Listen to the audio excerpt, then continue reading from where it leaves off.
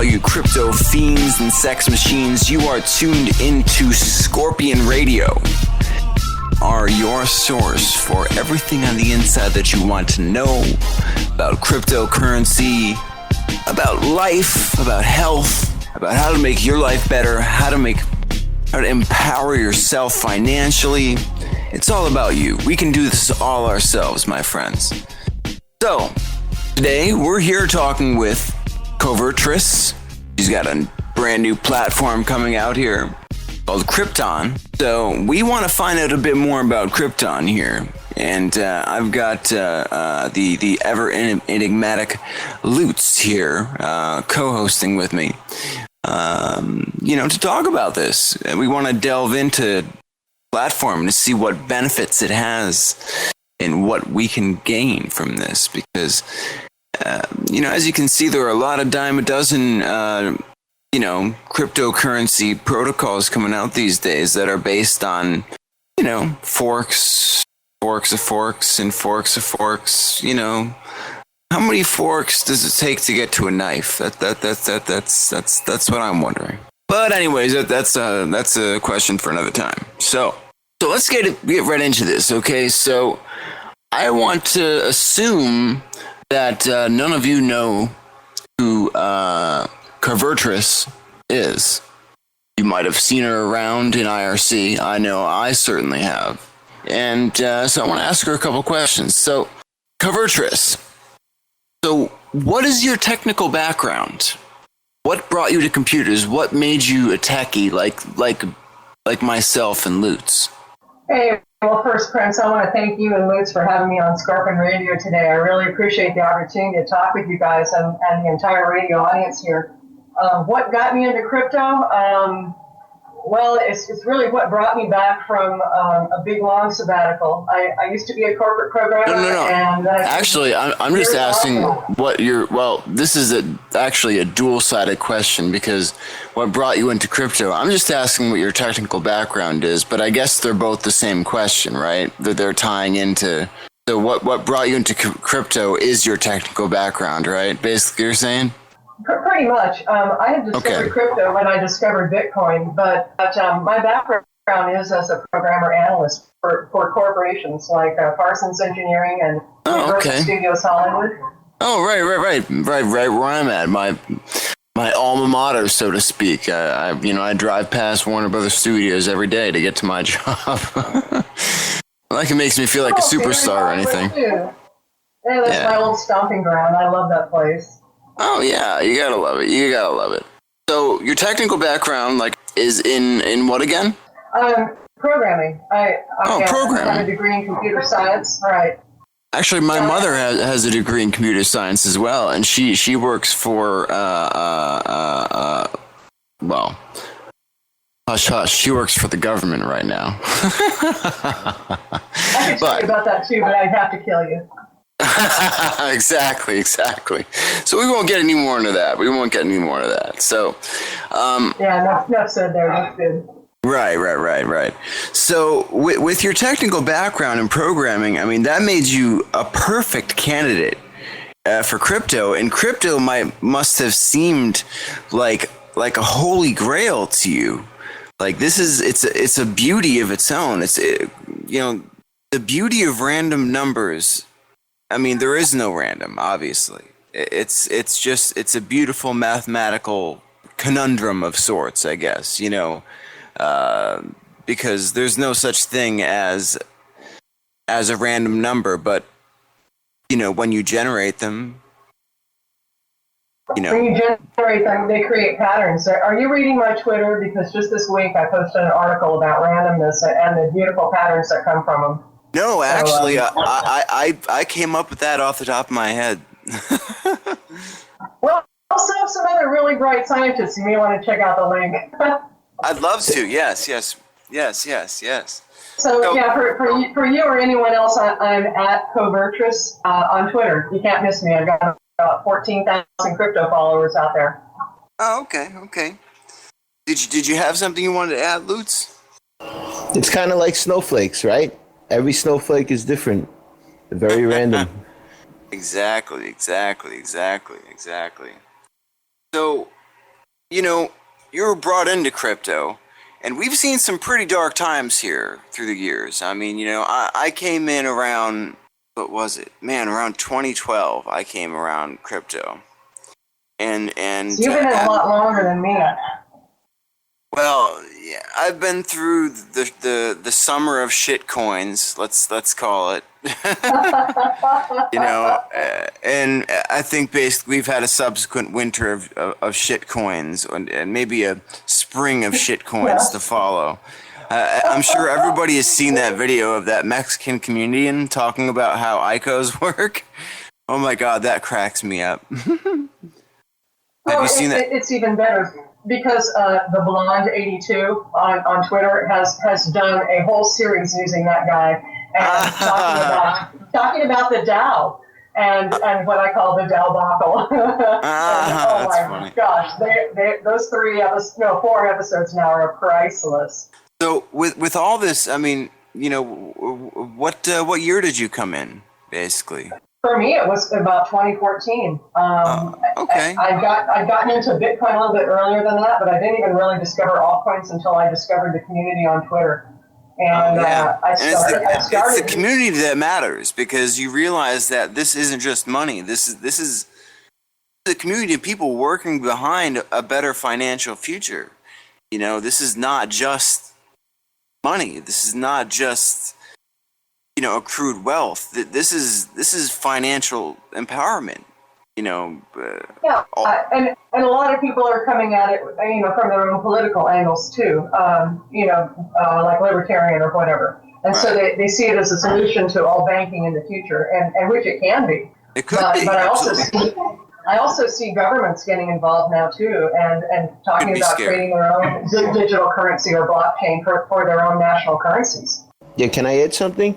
Yes. So the blockchain technology on this matter we're speaking of, the blockchain technology, I believe personally, will change the world. It's like the new internet age. It's like what the internet was supposed to be. Exactly. That's what well, I mean, the internet had its own revolution, and someone had explained this to me, and it might have been an interview, it might have not have been. But basically, right now, what we're seeing the internet boom that happened in the 90s. And we had thousands of companies, pop-ups that came up, you know, thousands, literally. And now most of them have become footnotes and nothing. Well, we have these last few companies that are, you know, the undisputed kings. So we can look at crypto evolving in the same manner, right? Well, the point I was bringing home. The point I was bringing home here. I've seen the same thing. Sorry. Yeah. Is that you know, the ledger, the blockchain, the technology behind it all. It was supposed to be like the internet. Everybody thought they were going to get on the internet. They were going to be free. They're going to be able to sell what they wanted to. But unfortunately, with government intervention, they were not. It didn't end up like that. With the blockchain and the ledger, everybody could have their own ledger. Everybody could have their own blockchain for their own business. It could work. It could work in many ways. It could be health related. You could have your whole health issues and timeline on your own blockchain. Everything will be decentralized, so there will be no government intervention. It'll be impossible for them to intervene and edit. Yeah, and that's exactly how it should be. Well, yeah, you're going to have private blockchains run by their own corporations or governments, and then you'll have public blockchains, which will truly be decentralized. And but to know that no one, even the entity that owns that blockchain, can change the information in that blockchain, makes all the difference in the world. You know. Yeah, we have decentralized YouTube. I'm sorry, go ahead. Yeah, well, the only way it can be changed is what you've seen right now. That's already happened. It's when the developers decide to hard fork and make a change. And I guess what it comes down to is who are you going to trust not to do that? Because everything is mutable. It is the possibility is there. It's just whether you're right. It's just whether there's the developer conviction to keep it immutable or not. Well, I'd like to say, I'd like to think that, let's say on a hard fork, let's say that, I don't know, LG Electronics decides to start their own blockchain, to do whatever. This is just an example. And so they find out that one day that they're going to need a hard fork to do whatever, to gain whatever profit. And they can just hard fork that and enable it on their own and tell people that they're using the blockchain that they're using before. And so there needs to be regulatory organization. I think this is something that's a long way off. And I'm not sure if I even trust any government to really oversee that. But that could be a problem. Yes, the hard fork thing. Yes. Well, that's where a foundation comes in, because a foundation is more of the structure that's in the same spirit of a decentralized society. And so the foundation will have guides that work and help people direct them as the foundation sees the blockchain going. In other words, if there's going to be a protocol upgrade, and there's a necessary hard fork to move onto some new technology, then it would be those guides, who would help people come to a consensus and say, look, this is the direction where we all would like to go. We're going to do it peacefully, and we're not going to create some debacle. Yeah. I mean, and the DAO. Don't get me wrong. That was a beautifully executed idea. Obviously, not thought through very well. I mean, it was kind of just rushed, and I think in a lot of ways that was rushed for a purpose, just to generate money very quickly. But maybe that's just an opinion. Can somebody explain what the DAO is for people who don't know? Well, the DAO is an acronym, DAO, for Decentralized Autonomous Organization, which means it's basically it's kind of like a group crowdfunding, the way this one was set up. And the organization works and votes on what projects they're going to do together. And the organization is actually a bunch of different computers all over the world, all hooked together in a decentralized way to work together as a single entity, as an organization. And everyone who's hooked up to that has a vote. So let me try to make an analogy like this. So imagine the DAO as a boat, as an ocean liner, okay? The ocean liner it has a control room of robots, okay? And every passenger on that ship makes the decision of what this robotic control room does, basically. It's like a ship, so if the inhabitants of the ship want the ship to sink, it will certainly sink. But the best interest, I guess, of any organization would be to flourish, obviously. But right, so you're not going to have too many people voting for sinking. Yeah, but I think that's the original idea of what the DAO was trying to create. I mean, basically a boat without a captain that the passengers controlled, basically. Yeah, that's really actually a good analogy, and that's one of those new concepts that I call DTEC, which are the distributed applications, distributed autonomous corporations, and DAOs, distributed autonomous organizations. These are the DTEC, or including smart contracts. This is what was originally created by Ethereum, and they've launched this concept, and we've seen where there are some holes in it now, and this is what I'm planning to do with my fork of Ethereum, Krypton, is to take those concepts, and to move forward in a different direction. But yeah, we're at Internet 2.0 right now, with blockchain technology and all of this DTEC. Back in the day, the internet went from bulletin board systems and chat rooms to the ability to talk like we are now. So yeah, blockchain has a long way to go, and it's just getting started, just as the internet did back then. When I started on, I actually I started on CompuServe, I started on Prodigy, and I remember connecting to AOL just because I had got, one of their myriad discs and CDs in the mail, thousands of free hours, and I remember seeing World Wide Web coming soon. Look where we are today. Look where we are today, and I mean, I'm not that old. I'm not that young, I guess. But I'm a millennial, maybe. I don't know. So the benefits of DAOs would besides the voting power of the people within a branch that utilizes this technology, there would also be benefits such as security, right? Because blockchains cannot be cracked, and also. Everything would be on a ledger. Can't be changed by any little guy who works in the company, right? It's another benefit. Yeah, in the perfect world, it's worked that way.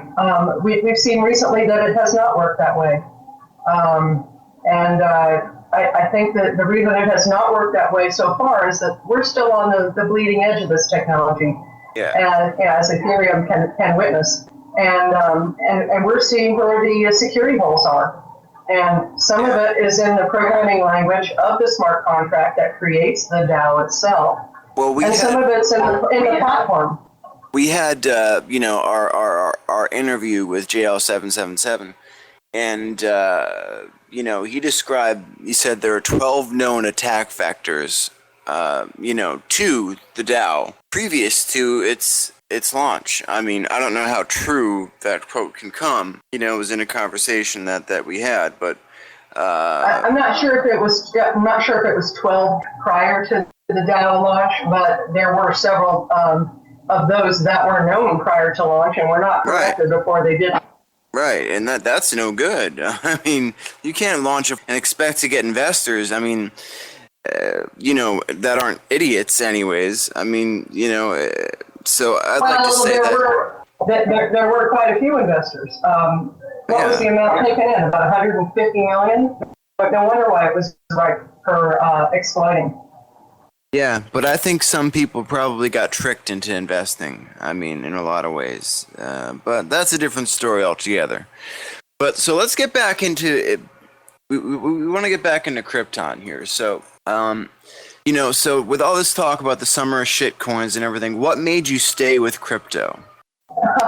Well, I guess it would have to do with how I first got into it, because besides Bitcoin, I first got attracted to Dogecoin. That cute little dog. Oh, I love Dogecoin, yeah.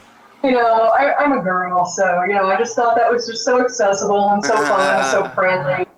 And I was a Doge millionaire before I was a millionaire in any other coin. I just had to have it, and I spent every little bit of my extra salary on it and went crazy for it.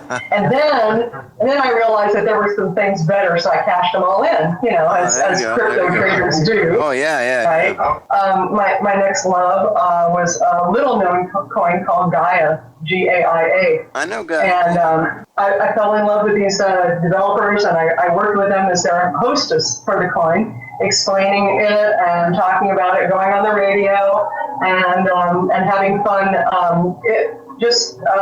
Being the gateway to their coin for people, and this was without pay, just because I loved it. And so I started doing little raiding parties in IRC, and damn, if I just didn't get hooked on the whole community, because everybody just has so much fun. Well, that's good. I mean, because unfortunately, like with IRC, what I've found, I've been on IRC for a long time. What's funny is when I got back into IRC, I started on IRC when I was like 12.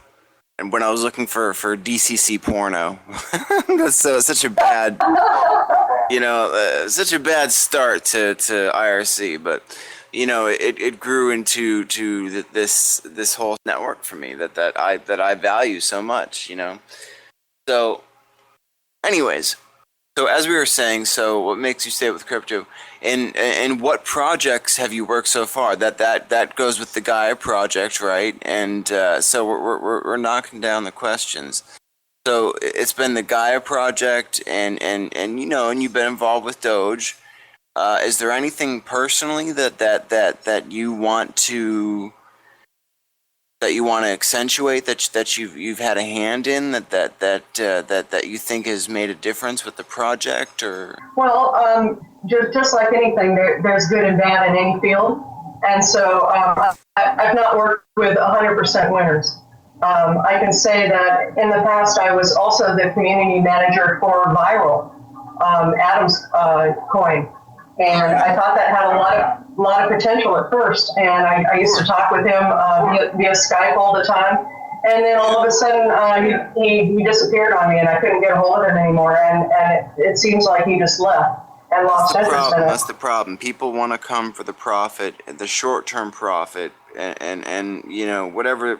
It's hard to tell who's telling the truth and who's not. It's just it takes time. It takes a lot of time. It takes time. It takes time to get to know anyone in any project, and so I was very happy that some of the people I've worked with on some projects before have decided to help me out now. And my lead developer is one of those that I've known for years now.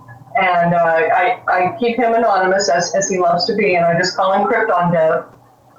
But he's just a brilliant guy, and he's the one who has created my fork of Ethereum, which is a fork of the Frontier platform. And he's tweaked it a little bit, made it a little faster. We have fewer initial coins. We're pretty much the same Frontier platform, so they can still, people who are used to Ethereum can still develop on Krypton.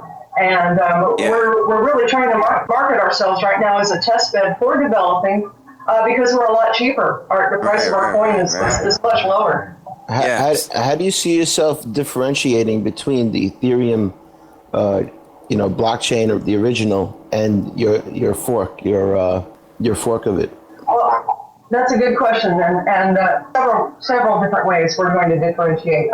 Number one, we will not fork you. We will not fork you. I am never, ever, ever going to fork Krypton for the reason of a theft on the chain or for a failure of an application. And you can take my word on it. That's number one. Number two, I'm going to rewrite the whole darn thing. I like a lot of the concepts of this VTech, as I explained, smart contracts, dApps, DAOs, DApps. But I believe that not only the language, but the platform as well, have too many security holes in it for corporate and government use. I have some projects lined up who have backing of governments who are looking at using the Krypton blockchain. And so, I know, me too. But I'll tell you about it. It'll work out just fine. I'm planning to create two separate entities for Krypton.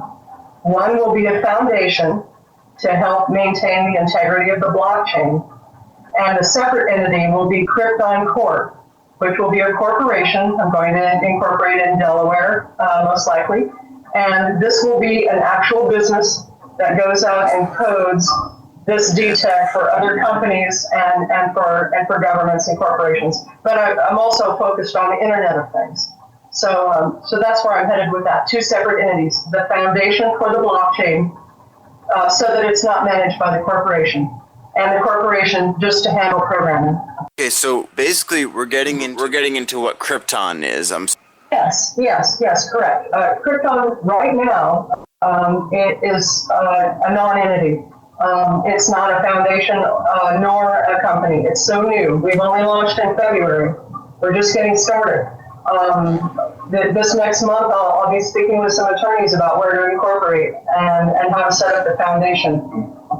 Well, the whole thing is that Bitcoin isn't recognized as a national currency. So, where do you pay taxes off that money? Do you pay the taxes when you transfer it to fiat or what? I was actually thinking about this the other day because I have a friend who runs a cannabis dispensary. I mean, we're in California. Cannabis is legal medicinally. And, I said, well, you should consider taking Bitcoin and they're like, well, it just seems like an added headache because we have to report all those earnings, and it just adds more questions and such. And it'd be easier for like an Etsy shop to do it or something like that, But I don't know how close. I don't know how close we are to having Bitcoin accepting dispensaries, I think that's just up to their own accounting. I don't see that there'd be a problem with it at all. Yeah, it's not a problem. It's not going to be a problem. It's just something that has to be. It's just something that has to be, ironed out, I guess. And there's a large industry behind this making money off of this so far. And so if, crypto can show them they can double their profits, then I'm sure they're not going to have any problems or quadruple their profits. They're not going to have any problem adopting a new payment solution, no matter what it is. If it's shitcoin, for example, So, all right. So, I mean, with Krypton, and what is your main driver for being involved in the crypto community? My main driver before creating Krypton was just to have fun and to be a coin hostess and help grow the community by helping other little coins get launched and doing giveaways and stuff. And then one day, light dawned on Marblehead, and I said, I can do this. I have a corporate background. I have a programming background. I can make absolutely. I can make a coin and grow it into a legitimate business, and that's my goal. And there aren't many women developers out there. I mean, not that it's a sexist field or anything. It's just that, it seems programmers tend to be more male than female, I guess that's just the ratio of that's exactly so. I saw a chart a couple of weeks ago that showed that female participation in the industry has dropped off since 1982. Yeah, I mean, because, they could worry about their getting their nails did and their hair done, not about programming, if statements. I mean, that's so funny. That's so funny you say that, because my two girlfriends in high school both became cosmetologists when I became a programmer. Oh boy! So, what do you expect to accomplish with Krypton? I mean, we understand that this is an Ethereum fork. What do you expect to accomplish? What do you want to do? Well, as I said, I want to rewrite the entire platform. The code that the applications run on top of. Okay. Now, I want to do that in a language that's much more secure, like C language. That's the one I'm looking at mostly. Because just this last week, C version 7 is just now coming out with immutable types. Now, that basically means... yeah. It is. It's the most secure tested language out there, I believe. Now, of course, there are some others like Perl, which are very good also. Perl, we could do it all in JavaScript, but... Oh, no! I'm just joking.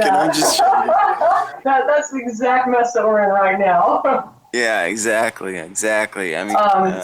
But as I was saying, C language just this week is creating a type that cannot be changed. So this will help solve the problem that we've seen in the DAO, where there are send functions and receive functions that are so complicated that it's a big long loop of functions that it allows for that information to be changed before the loop cycle continues or finishes.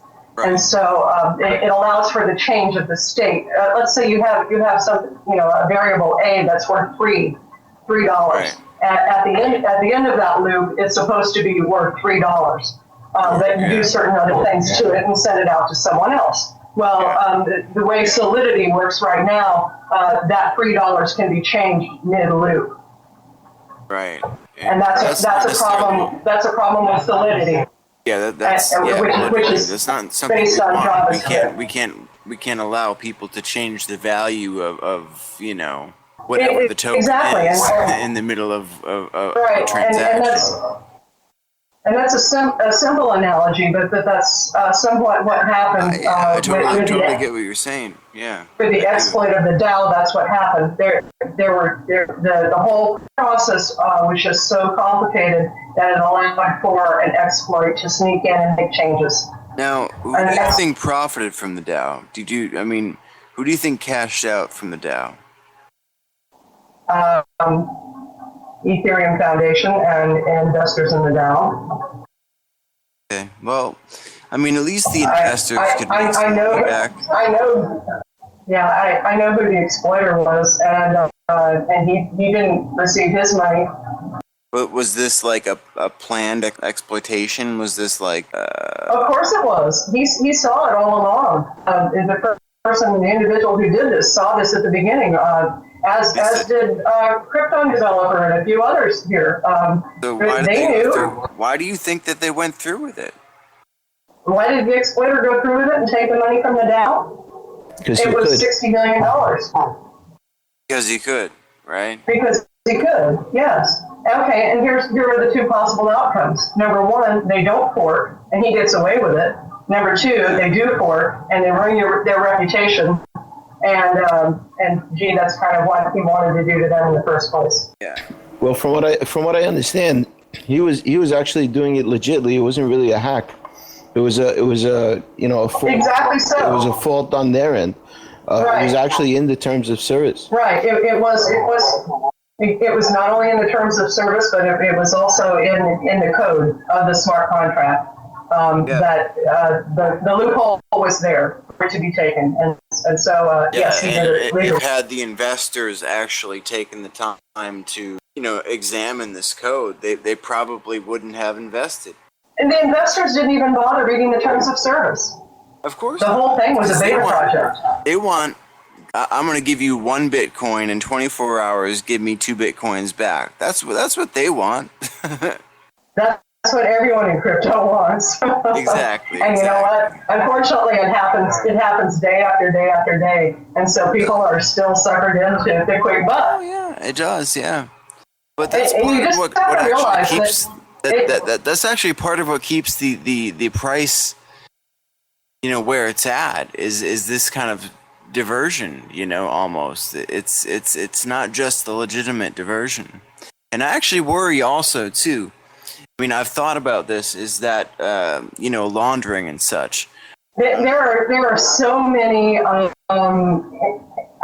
intricacies to legal tech right now, and what we call law tech, because there are really not a lot of precedents set yet in crypto.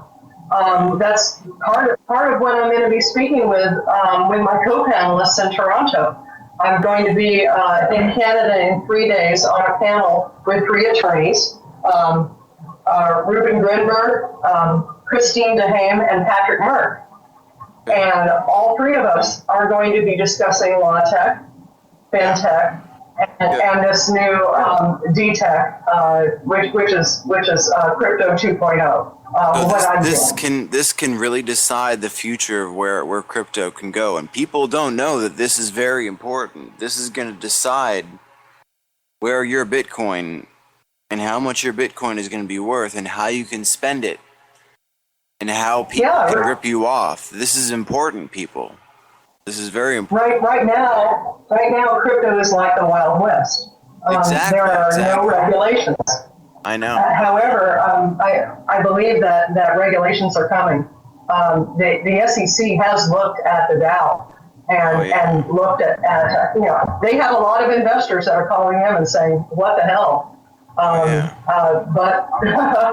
But then again, I'm sorry, they have to read the fine print, and it doesn't happen. This was all in the disclaimer. This is it was a test.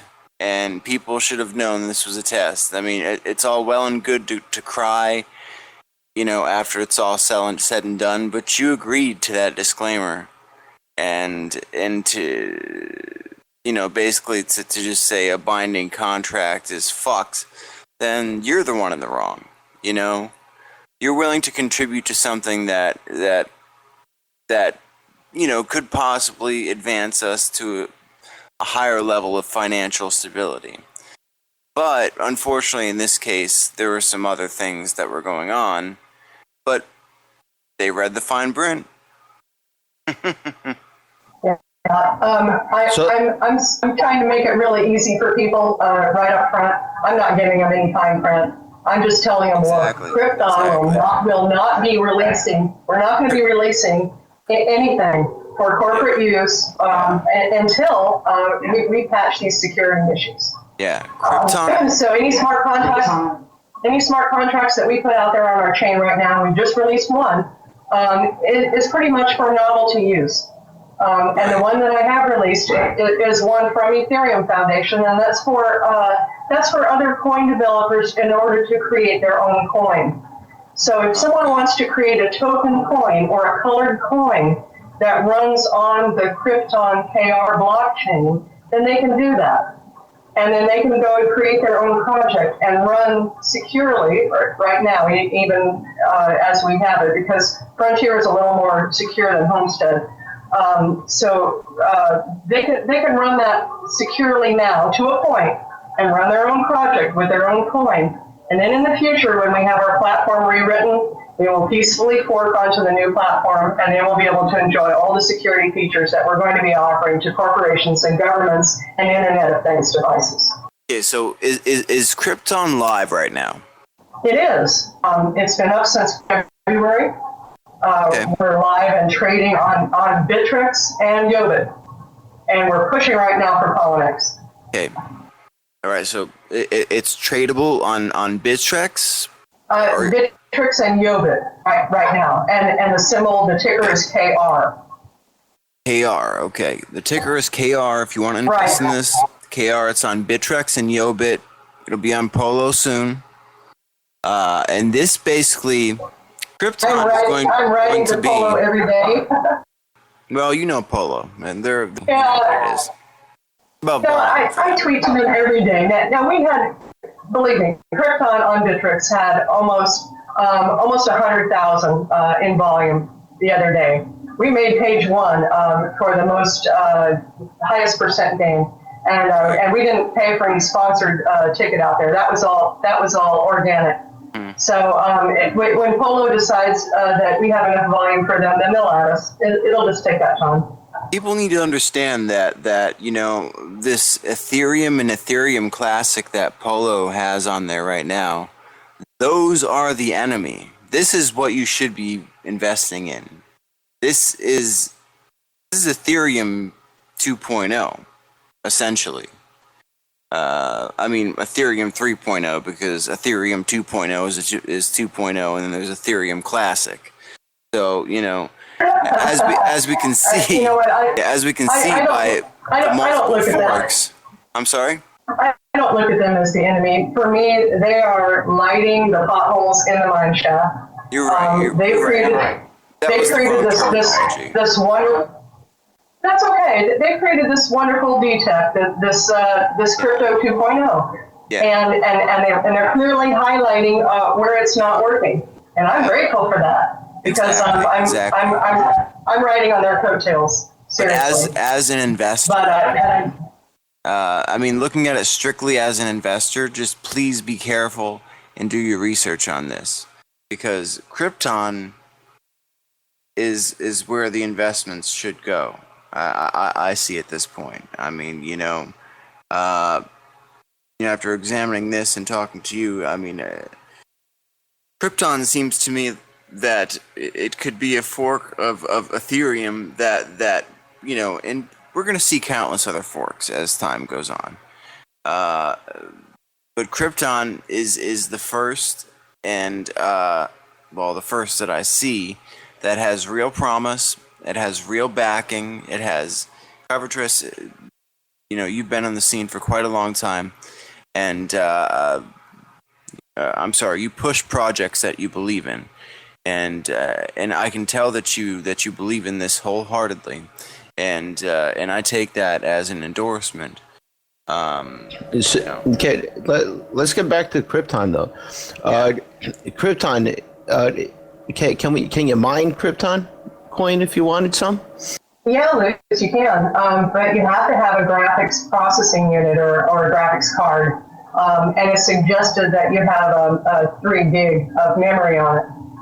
It uses the Hashimoto Dagger protocol, the same as Ethereum. And there are a host of mining companies that you can choose from right now. Even if you don't have a graphics card, you can rent mining from eHash. And Supernova has a link to that where you can do eHash mining of Krypton.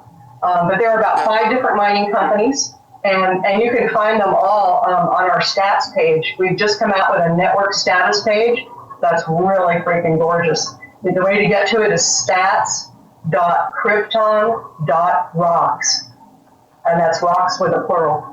Stats.krypton.rocks. Of course, our website is krypton.rocks. Krypton Rocks. Rocks!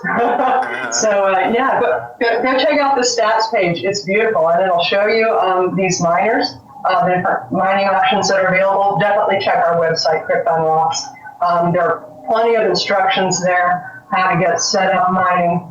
And then, if anybody is still having a hard time, please jump onto our Slack. We've got so many people. We have over 400 members in our Slack right now. Yeah, and this is a community project. All crypto projects are community projects. And the stronger the community, the stronger currency is. We're having new people sign up to Slack every day. In fact, I don't even have time to greet all the newbies anymore, which I used to do personally.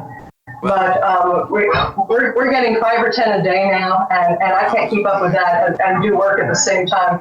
But I tell you, talk about dedication. I even quit my real day job, and I'm 100% Krypton now. So I'm going for it. I'm all in. It's make it or break it. I look forward to the future of this because How about the wallet? Is the wallet downloadable on the website? Is there a web wallet also? There's not a web wallet yet. We have that planned. Right now, we just have versions, and unfortunately, they're not one-clickable yet. It's a little complicated. But yeah, we have Windows. We have OS X, I guess Mac, that's what you call it. And there's also a Linux option that works best under Ubuntu. Okay. So there are 3 options there. Other what? Just give my shout out to Debian. Oh, okay. Yeah, everybody says it differently, so I didn't understand. I call it Debian. I don't know, whatever. It's all the same. I've been out of it for so long. I used to work in Unix. Okay, so all of these new flavors of Unix are new to me, as well as a lot of programming. Because I have been out of it long. It's all Unix based. I mean, so it's all just that terminal, anyways. People don't realize the GUI. The GUI is nothing. Right. The GUI, the graphical user interface wallet, is just the front end that makes it easier for the user to work with it. Everything happens. That's everything why happens people love Windows so much. Yeah. I'm actually migrating from Windows now. I bought a new laptop, and I'm spending more time on my virtual machine in Ubuntu than I am in Windows now. Yeah. Most of the hardcore developers I know are using Debian or however you like to call it. That I believe is the preferred flavor of Unix, for developing on PCs. There's also a host of others. I mean, there's Elementary, which is really a small version, a super light version. So if someone's using a laptop without a lot of memory and they still want to start developing, then try Elementary operating system instead of Ubuntu. We want to make it clear to those of you who don't really know too much about programming. You can set up a programming laptop if you have an old laptop laying around, like Carvertris just said. You can set up a laptop to program on limited resources and get yourself running programs in no time, literally. the wealth of information that's out on the internet for us right now is astounding. And if you are interested in programming, you can make it happen. I mean, look at use this as an example. You guys remember Wit, right? Wit Jack. Hey.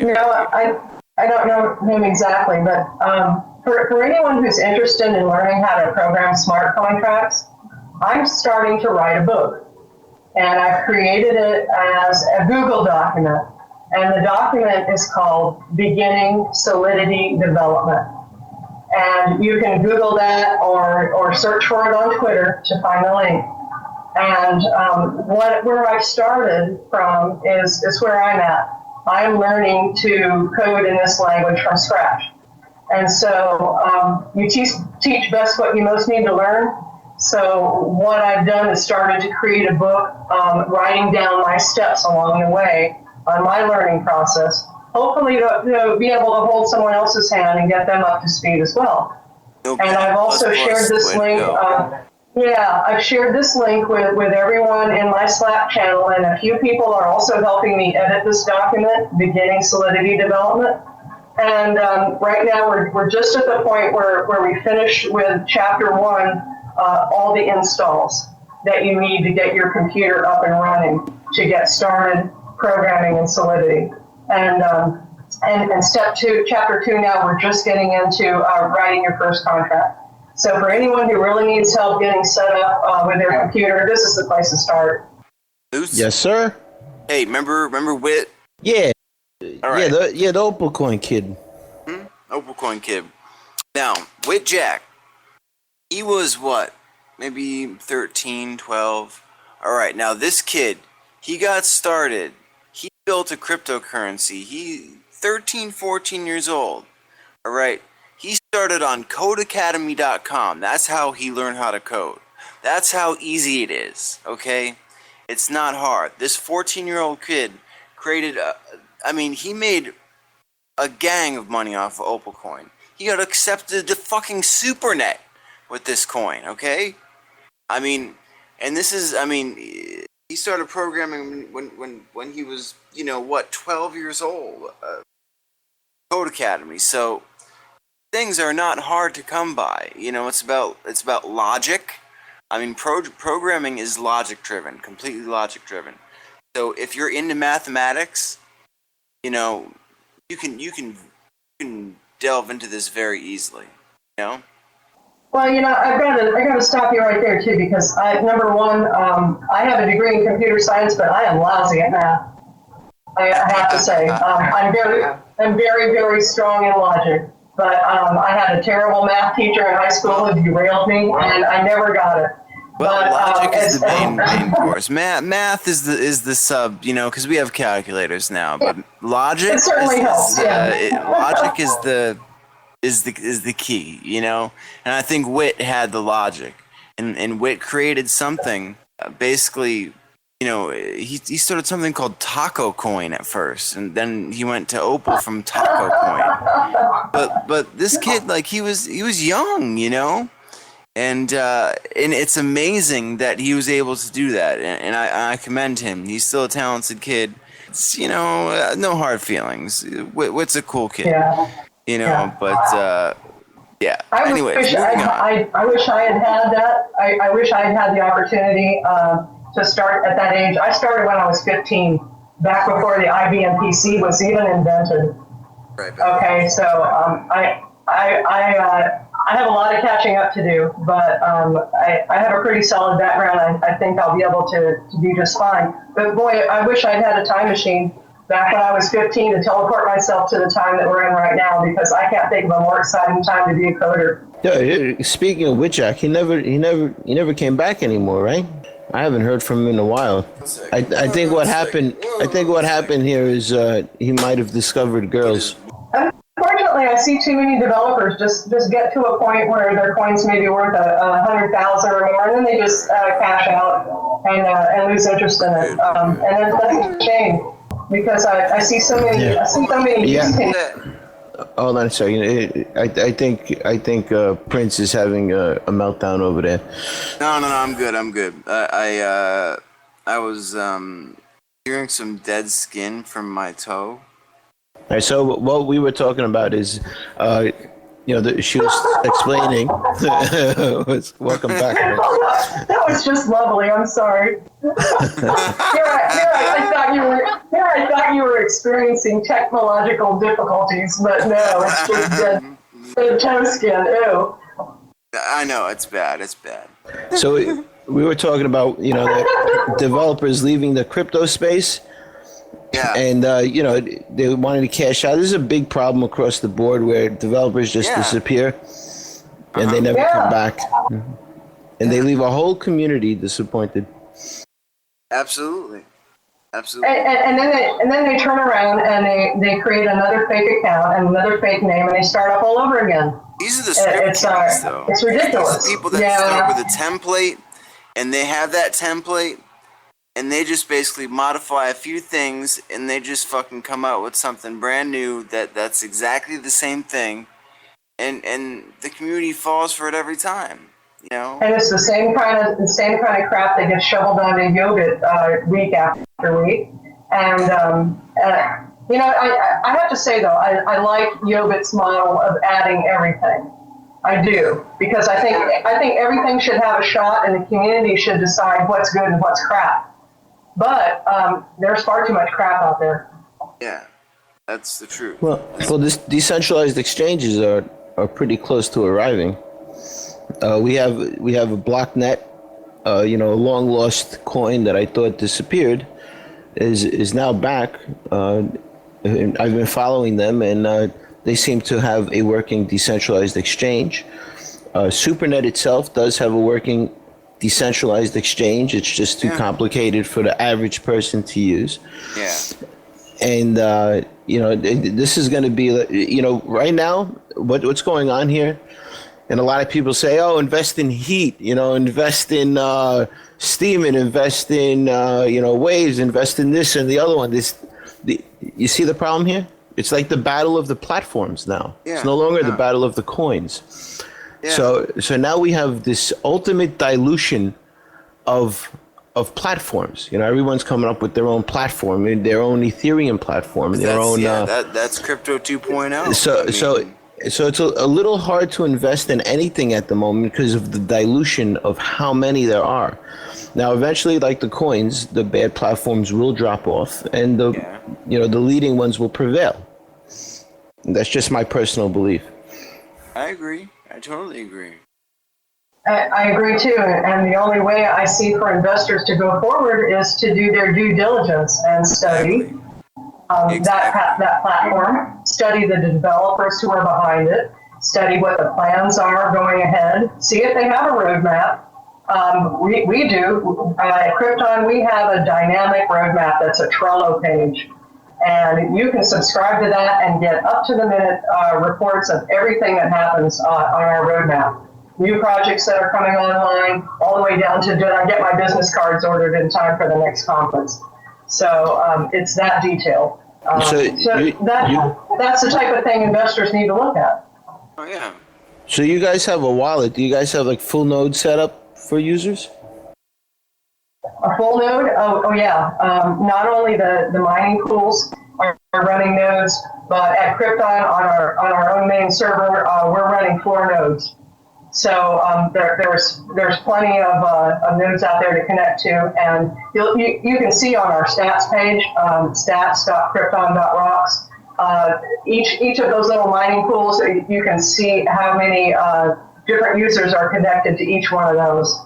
So there are plenty of nodes out there running in the wild, even though not all of them are represented on the stats page. It's voluntary to put your node on the stats page. There are many, many more than what you see out there.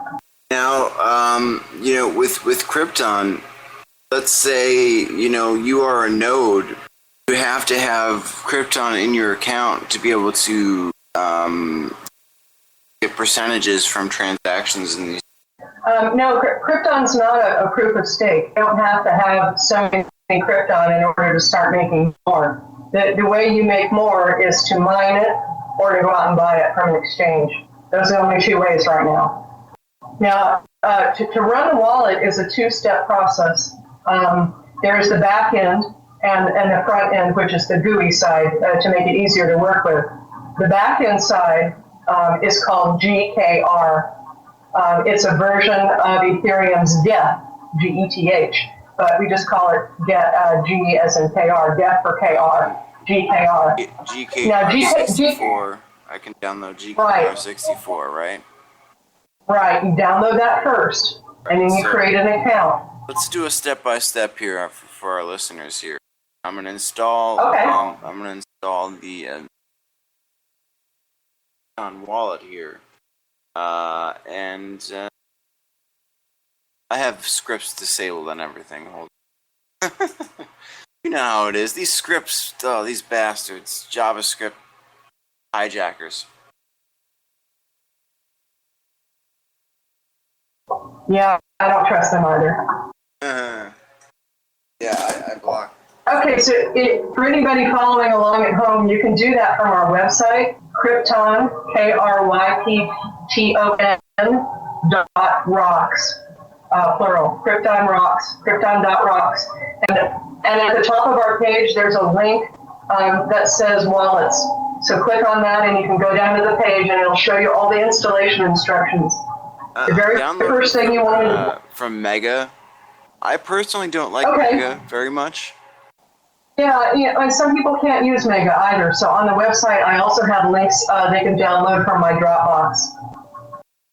So the first step is to download GKR, and then you need to create an account. And create an account from the command line, or create a batch file to do this. But the command is just a one-liner. It's GKR.exe. Is there somewhere I should put this, or is this going to be a temp directory? You want to put that somewhere that's in your Windows path. So it would probably be good to make it in a directory right off C or under your user program files. So let's say I do C GKR.exe. Is that fine? Yeah, that'll work. And when you run it for the first time, you probably want to do this from a command line. So do you know how to get to your DOS command in Windows? Basically, right-click on your little Windows icon and then run. I just do Windows R CMD. Okay.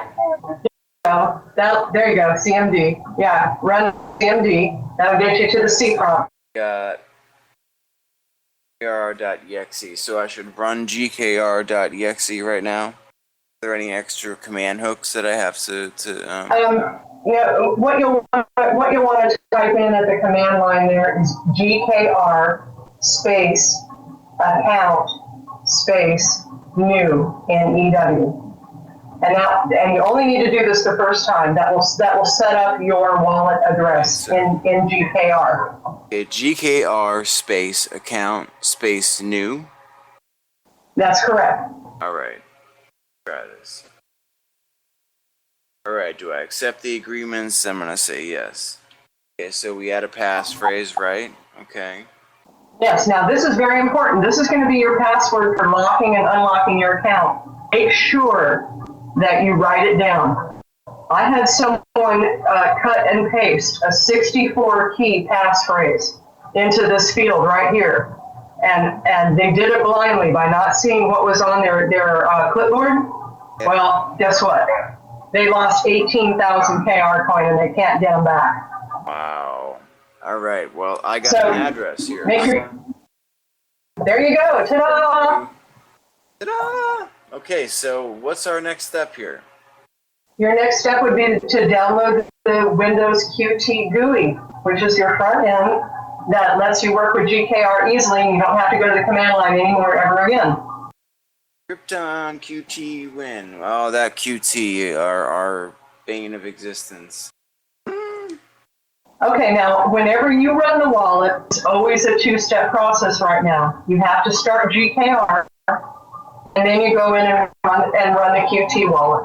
Okay, the GKR has to be running.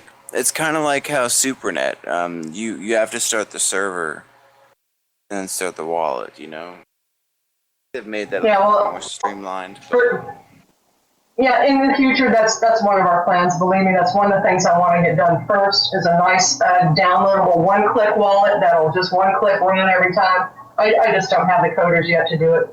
All the guys who helped me create this in the first place, they're volunteers. They created this during their spare time on weekends.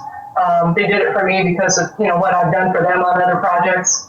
So I'm just getting started with this, and it's a big community effort right now to get it going forward. And I'm really grateful for the opportunity I have to go out there and start telling people about it, like I'm going to do in Toronto.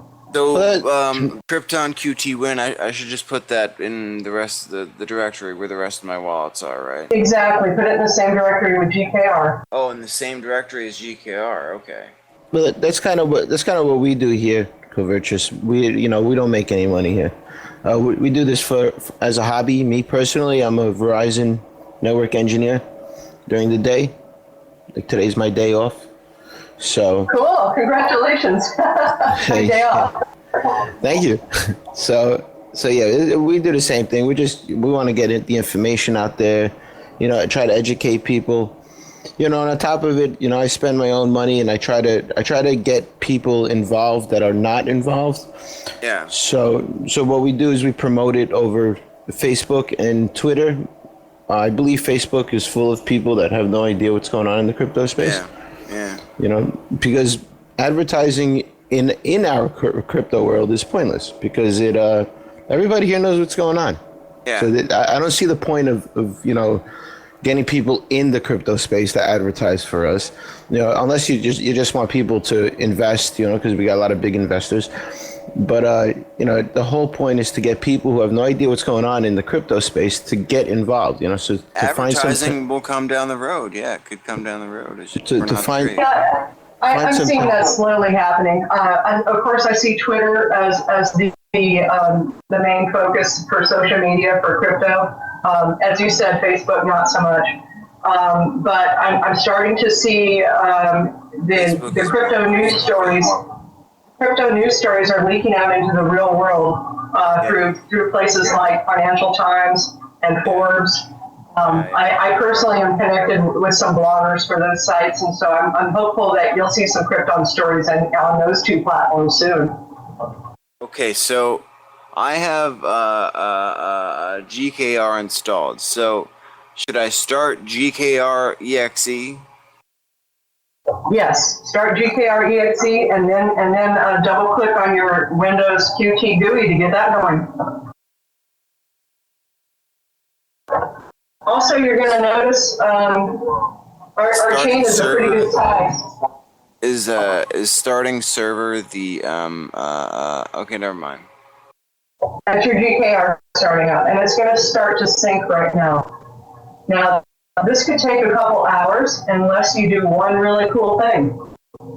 And that really cool thing is to go out to cryptochainer.com and download the entire KR chain directly from them. That'll save you hours of syncing.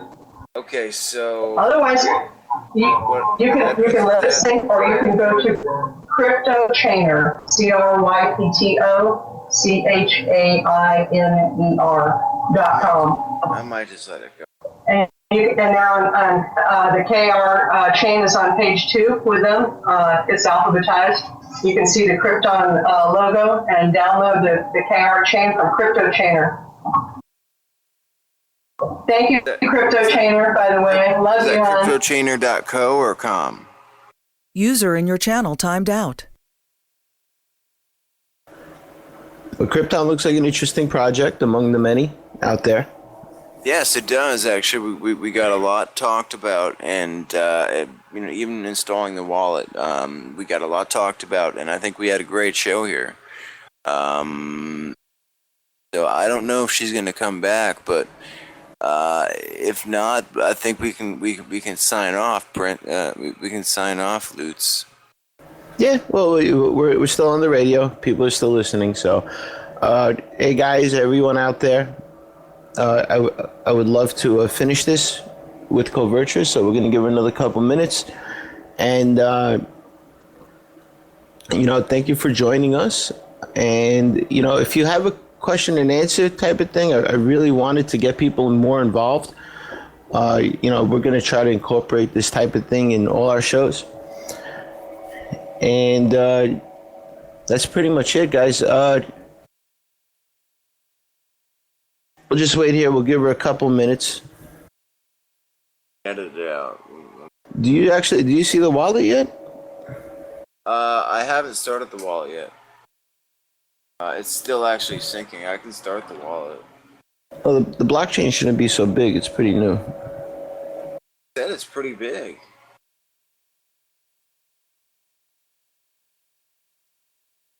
All right. Well, let's finish this off. All right, guys. Next week we have BlockNet. They're going to be coming on with their new, their old and new technology. They have been around a long time. They're not very heard of, but we're hoping they will be heard of after our show. They have a decentralized exchange, and they're going to tell us all about it. Something we're all thirsting for with unmatched vigor. Yeah, because once those decentralized exchanges come out, it's going to change. It's going to change everything. Yes. If the decentralized exchange, if every if the fee could help the person instead of the centralized Bitrex or whatever, instead of putting money in their pockets, could go back into the people's pockets. And I mean, it's like the decentralized YouTube. It's like you put out content and on YouTube, and YouTube takes all your money. YouTube takes everything, but you put it out on something like Library, where you name your fee and you get paid directly from the person downloading it. Amazing for me is like the Shift card. That's revolutionary to me, because for the past almost a year, I've been transferring Bitcoin to fiat either through local Bitcoin, either localbitcoins.com or Bitify.com. And there's, a significant amount of risk involved in doing that. And I only got ripped off once. And User entered your channel. Hey, there we go. There we go. Hey, what's up? So, yeah, I only did that once. I mean, I only got ripped off once through the entire, 100 times I'm doing it. Now I've opened a fraud case on the person who... Yeah, we're talking about decentralized exchanges. We were kind of delaying a little bit. We were hoping you'd come back. Yeah. Yeah, sorry, I had my internet crash. I mean, I live out in the woods in Florida, and I have a really, really terrible ISP out here. And they go down whenever they feel like it, so sorry about that. Whoa, take it easy. So yeah, I'm just downloading the blockchain at my own. How many gigs did you say it was? I didn't because I actually forgot. I think it's close to around 6 right now. 6 gigs? Yeah. How did you get? How did you get up with that much information on a test platform? Does that include Ethereum? No, Ethereum's running about 16 gigs for theirs, but the Krypton chain runs very, very fast. We have a 15-second block time, and so you're going to see that chain zoom up in size pretty fast. Okay. All right. At this point, Covertures, what I'm doing is I'm inviting people from the Krypton family here to come on Vent, come on TeamSpeak, and Wonderful. And do some Q&A if they want. So if anybody out there is interested, they should be joining now. I hope you don't mind. I'm gonna do the chicken yelling inside the channel. Oh, please do. I'll do that too. Yeah, go ahead and write to the channel, Lutz. All right. So if people feel like joining in, there's no password. Just join the server. and ask some questions. Anything you feel? We have Or covert. just tell me that you love me and you want me to be with you forever. No, forever's a long time, bro. I need that sort of validation right now. I'm at a hard time in my life. I'm just joking. Oh, Prince, I love you. I love you, sweetheart. Forever's a long time. I'm sorry. Right? Be careful, or they're going to tell us to get an IRC chat room. They will. They will do that. They'll do that in a heartbeat. I mean, unless you know how to cook, Prince. If you know how to cook, we could have a wonderful relationship. I bring home the food. And you cook it. Yo, I can cook like a motherfucker. You kidding me, man? Well, then I guess I'm out of the picture. Well, if you could bake, Covertius, we could have some type of, synergy going on. I mean, I don't know about bacon, but I can sizzle. I could grow the food for you guys. You guys could take care of the rest. All right. Well, we just made an agreement here, and we are going to have a tryst. I'm just joking. So who's Webby's, Covertius? Oh, Webby's is one of my longtime friends from IRC. I've known Webby's for years. He's saying he is personally creating the one-click wallet. Awesome. Yeah, I'm waiting, Webby's. I'm waiting. Yes, because as you could see from, and Prince is technical, it's very important to have that one-click wallet. I think one-click everything is the most important because, if I'm going to advertise the show to Facebook and everywhere else, if we get new people involved, we don't want them to stop at some point in the process and say this is ridiculous and stop.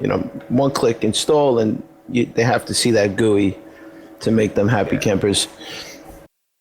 I agree. I know this is so important, and it's one of the things that we've neglected to do right up front because we were rushing just to get the platform out there, and and actually to jump on the train when everyone else was too. There are a handful of other Ethereum clones who are doing and pursuing their own paths with it. And I wanted to get out there and get started while the attention was still hot. But of course now I'm backing off that and I'm slowing down and addressing security first. But in the meantime, there are still some other things we can do. We can grow the community. And of course, as soon as I come back with some investment money, then I'm going to be able to hire the coders to rewrite the platform. And I'm hoping to do that within months.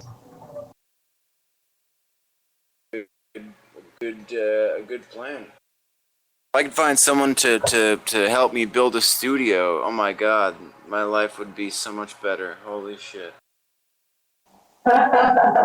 Everyone needs a little help, Yeah, but nobody wants to nobody wants to give it to artists. People think artists are fucking the scum of the earth.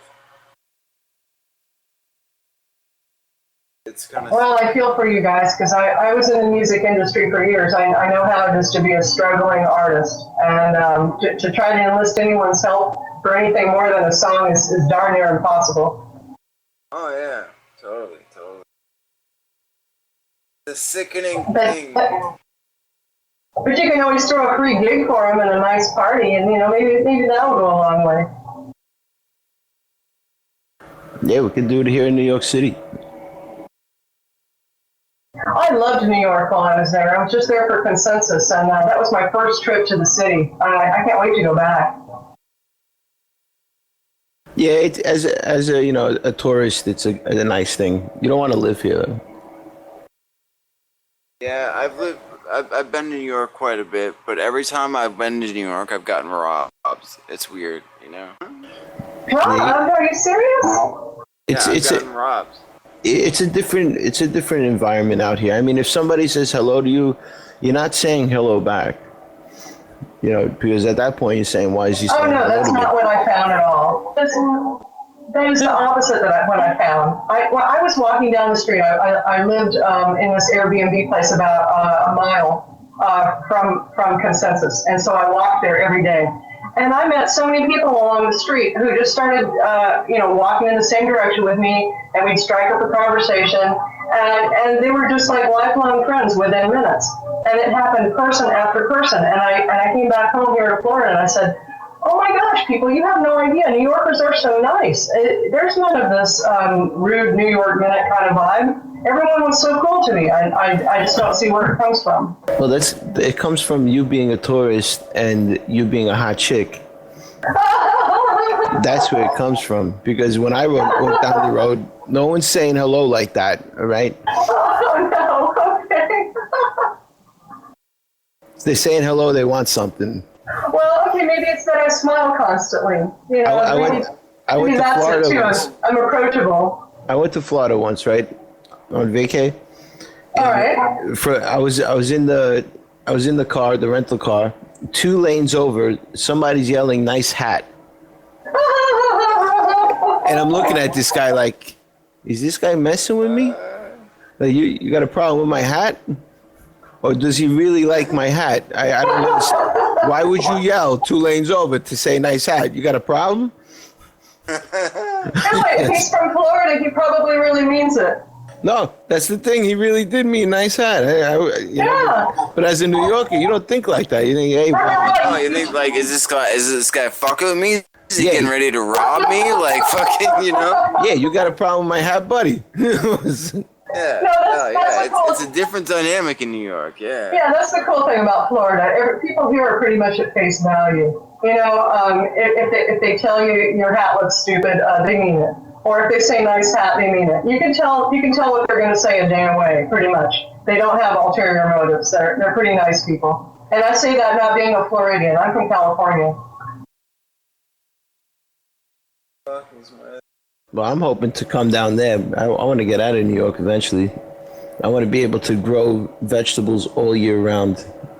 Oh, and this is a wonderful place to do it. I live right on the coast, and I live on a canal on the Gulf of Mexico, and I grow vegetables in my yard, which is pretty much just sand. You know, I brought in some good topsoil, and I've got a fabulous garden and trees, fruit trees and stuff. It's wonderful here. You can grow about 11 months out of the year right here. I live in Burbank. It's hell. All the movie studios around here, fucking Warner Brothers, all the fucking, yeah.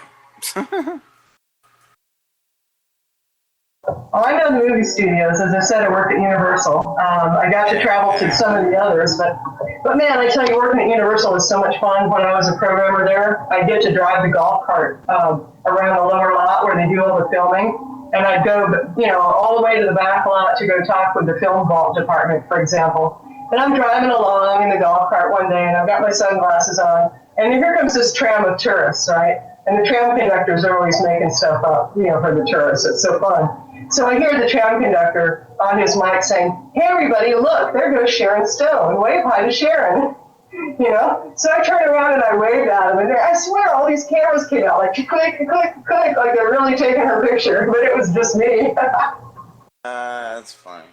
Love it. So we have a star on the show. Oh, yeah. I've been in lots of movies as an extra. Yeah. How many people put that on their Facebook the next day? Hey, look, guys, I saw Sharon Stone. Yeah, well, they also saw Jaws, so I don't think anyone's really going to believe them.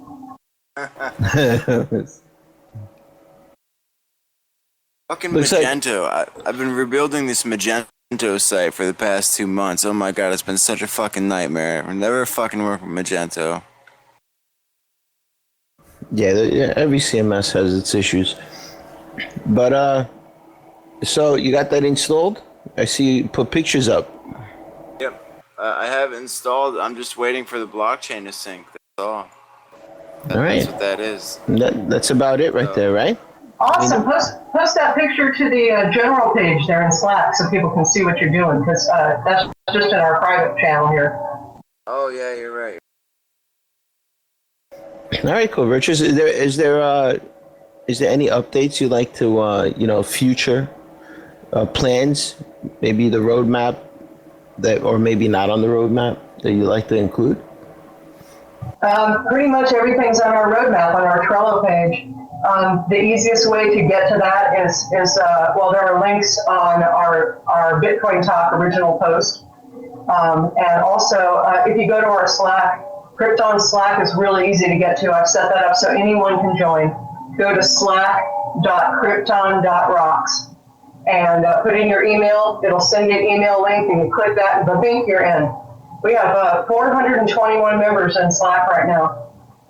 We are growing by leaps and bounds. I'm loving it. I'm so digging this community now. I love hanging out there. That's my favorite place to hang out and chat with people. So I'm there all the time. Sweet. Roadmap, what's up ahead? I've got a lot of traveling to do. I'm traveling the world promoting Krypton, and I'm starting 3 days from now in Toronto. I'll be in Toronto, Canada for FinTech Toronto Conference. FinTechTo is the hashtag. You can find it on Twitter. As I said earlier, I'm going to be on a panel with 3 attorneys, Ruben Grinberg, Christine DeHame, and Patrick Merck. And we're going to be discussing financial tech, law tech, and blockchain. And this blockchain 2.0, the D-Tech that I was talking about, smart contracts and distributed applications. Good, you're putting yourself out there. Absolutely. It started with consensus. That's been my plan all along, to go to conferences and not only meet other strategic partners there, but to find some good developers who are ready to jump on board and help out too. And I'm finding a lot of this young talent at the conferences, especially with hackathons. Yeah. You got to get these. We were talking about Wit Jack. I mean, those are the kind of assets, that need to be exploited. Not exploited, but used. Create our new frontier. Wit was an extremely talented developer. He is an extremely talented developer. I'm sure that we'll see something amazing come from him in the future. Maybe he'll be the next Bill Gates. I don't know.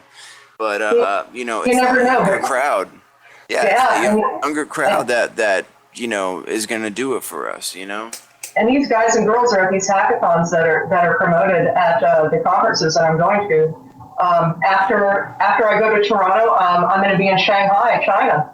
I'm going there in September, middle of September. I'm leaving on the 17th. I'll be there on the 18th. The conference starts on the 19th. There's going to be a DevCon 2 for Ethereum. That's primarily for Ethereum developers. And since we're a fork, that's, I can work with the same people. Also, there's going to be, at the same time, within the same week, International Blockchain Week happening in Shanghai, China. I'm going to be there the entire 10 days, attending both of these conferences and meeting with people, investors, developers, and other platforms that can work with Krypton. Nice. On my way back from Shanghai, I'm taking a little detour on the way home to speak with a particular person who I think is very influential in the field, and I'm just traveling all the way to Buenos Aires just to go out to dinner.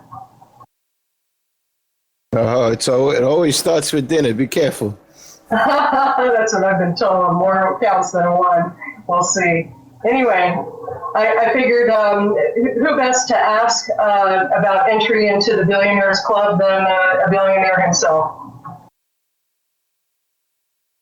I want entry in there. I'm not a billionaire, but I'll come. I'll come and attend. You're coming to have a nice Wagyu steak with me. I'll have to check with my host. I have a $1 million personality. I bet you do, darling. Let's get a room. Oh. We're gonna have to take this in a private chat, guys. I'm sorry. I'm sorry. I'm such a cheater. I'm just a broke musician trying to make a name for himself. It's all about my catalog. Everyone starts somewhere, honey. Keep it up. Yep. Check out my link to my SoundCloud. I posted it. You posted it in the general room on Slack. No, in the conversation, LooTz coverage. I'll post it in general too. Oh, okay, great. Yeah, I see it here on TeamSpeak. So it doesn't look like many people are awake at the moment, possibly. It is early Sunday. Yeah. Or early for me, at least. Oh, I've got one more piece of news that's really not out there yet. Can I share it with you guys as an exclusive? Yeah, sure. Yes. You ready for the really hot news? Krypton has its first partner. All right, congratulations. Yeah, thank you. And this one's pretty big. I've decided to start working with universities first, and That's good. thank you. And in my endeavors to do that, I've had one reach out to me first, and they are absolutely incredible. The team at the University of Luxembourg. Oh wow, that's prestigious. Luxembourg, yeah. I mean, If these, you know, you know, these. if you know anything about Luxembourg, the one thing they're famous for is money. Yeah, absolutely. Diamonds. And oh, they're my best friends now. Let me tell you this: the team is called the SNT Security and Trust Lab, and they have several different divisions, robotics, all kinds of goodies. Amazing stuff those guys and gals are doing there. But they have a division of their SNT lab, which is going to be focusing on fintech or financial tech. And Cool. and they've partnered with us. Krypton is going to be the test platform for their financial tech lab. Oh, cool. Yeah, I like it. That's awesome. That's getting others involved is the most important, and getting technical crowds more involved or technical scholars is even more important. We need people to get interested in this as soon as possible. It A needs lot to of be it has controlled. to happen organically, and half of it is organically and half of it we can control. So we're on the right track. All right, so I'm gonna stop recording here. You guys could stay on, but today we had Covertress on from Krypton Rocks. It's the latest Ethereum fork. It's not really called a fork, right? It's Ethereum. It's just Ethereum based. Yeah, it's latest Ethereum based technology. We see what could go wrong with the original one. They forked and people are jumping out, and Krypton Rocks guarantees that they will not fork. And this is something that increases value in my opinion, because as soon as we've seen lots of forks in the day of Vericoin, and when a coin forks, it just it loses a lot of value in everyone's eyes. Yeah. So it's the powers that be that control the coin that are showing that they could make changes, and when you do that, people don't like that, because you're showing that it's not people controlled. People don't feel like they have power anymore, and that's a problem, because the whole point of this whole thing is to give the power to the people. So, my opinion, take it with a grain of salt if you like. I know forks are important to increase, the technology advance. And, it's something you got to try not to do. So, Krypton guarantees they will not do that. And I appreciate that. And I look forward to seeing all the latest updates and technology down the line. Covertress, you're beautiful. Thank you for joining us. Oh, Thank you very much. It was very nice meeting you officially, Covertress. If you ever would like to talk in the future, I'm always available. I'll give you my Skype, whatnot. This sounds like a hookup. Yeah. Right. No. We're moving up here, baby. Thank you, Prince. Oh boy. You can get a hold of me anytime that way. Yeah, I do graphics and stuff too, so if you need graphics done and stuff, I always need graphics work. Check my Trello page. I've got all kinds of job listings out there. I can't pay anybody right now, but I swear everybody who helps me right now, I'll get them a job in the future. I will. There you go. There you go, everybody. So if you have talent out there, if you have something that you can contribute to, whatever it might be, graphics, audio, anything, promotions, get in contact with Covertress. You could find her on the Slack. You can get on the Slack by going to Krypton.rocks. All the information is there. And I appreciate everyone coming on today. You got to see the wallet being built firsthand. It takes a little time to build. So, everything's in beta stages right now, but everything's going to get better. Yeah. It's still pretty easy. I mean, if you look at the original SuperNet wallet, it's as easy, if not easier, than installing the SuperNet wallet. So, if you know how to install the SuperNet wallet, then you already know how to install the Krypton wallet. So, yeah. Well, as you saw, it's pretty easy. It's just a two-step process, and all the directions are on the website, Krypton.rocks. Yes, it's very easy. It's very easy. It's not daunting. Don't be afraid of it. It's basically a daemon and a host, a daemon and a translator, I guess. So, yeah. All right, fellas. I'm gonna. With that being said, I'm gonna close the show. We don't want it to run too long. All right, and everybody, thank you for joining us. In the future, yes, we hope to have Co-Virtuous come back and do some Q&A with a crowd. I'm hoping the crowd gets involved, not just talking on Slack and asking questions, but come on live and ask your questions live, directly to Co-Virtuous. All right, and maybe the developers behind it. All right, everyone. And we'll have more developers coming up too. So this is to have the community interact with what we're doing. We want the community-based effort, and we're not going to know what works and what doesn't work unless we hear interactions from people like you, people who listen to shows like this. You can listen to this, but I know you have things to say. I know you have opinions, and we will help you get your opinions across. And that is how crypto will succeed. And there you go. All right, guys, enjoy your Sunday, and you have a wonderful day. This is LooTz and Prince signing out with Co-Virtuous. Bye. Thanks for having me, guys. All right. Bye-bye, guys.